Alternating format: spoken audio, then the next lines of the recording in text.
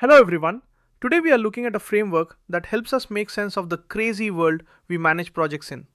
VUCA analysis.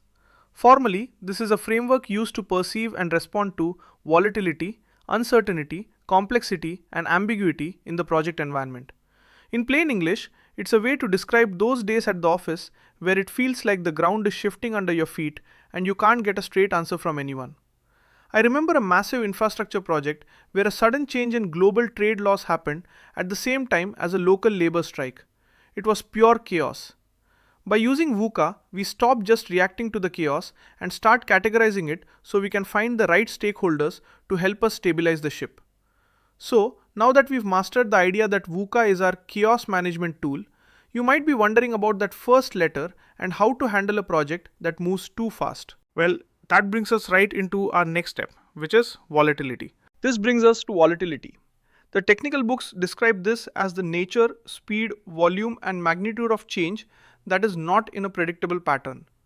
To put it simply, it's when things change fast and furious. Imagine you are buying materials for your project and the price jumps up 20% on Monday, drops on Wednesday, and spikes again on Friday. That is volatility. Stay with me here because this identifies specific stakeholders you need to keep very close, like your procurement agents or your financial analysts, who can help you react to these rapid swings. You've probably seen this in the tech world where a competitor releases a new feature every week, forcing you to change your plan constantly.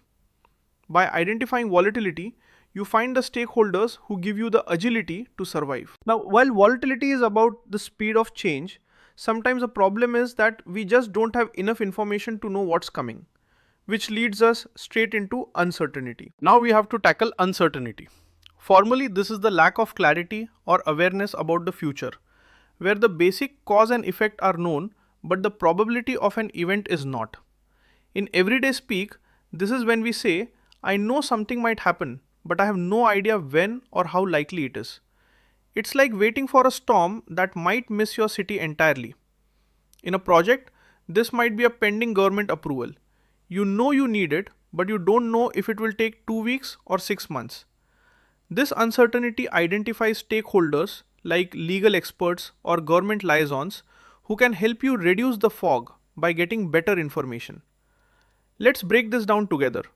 The goal here isn't to predict the future, but to find the people who can give you the best possible guess. But here is the catch. Sometimes the problem isn't a lack of info, but rather having too many moving parts to keep track of. Which brings us right into our next step, complexity. This brings us to complexity. The book style definition refers to the many moving parts, variables, and interdependencies within a project that make it difficult to manage.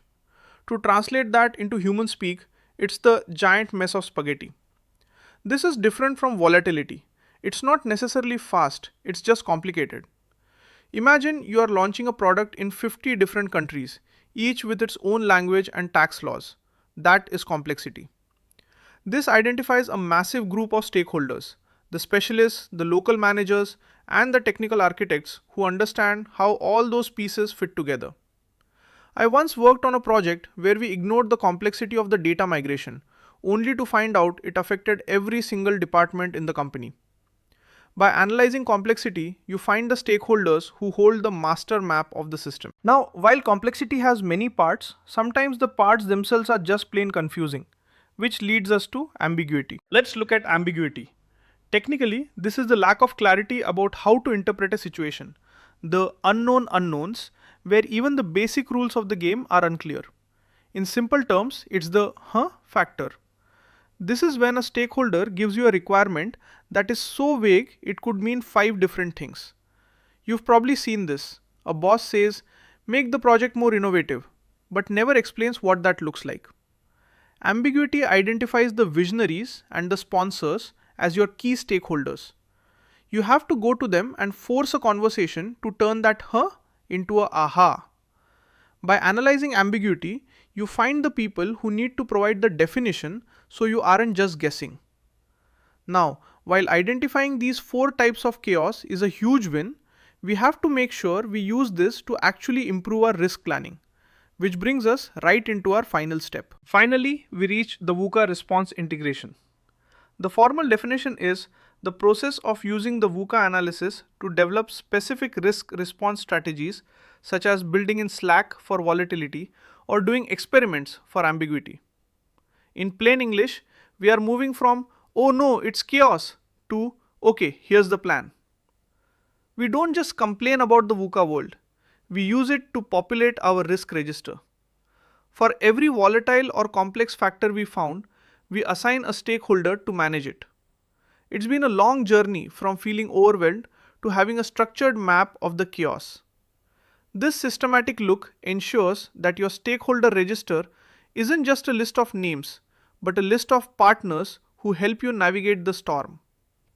So, now that we've mastered how to use VUCA to categorize and conquer the project environment, we are going to discuss brainstorming tips in details in next chapter.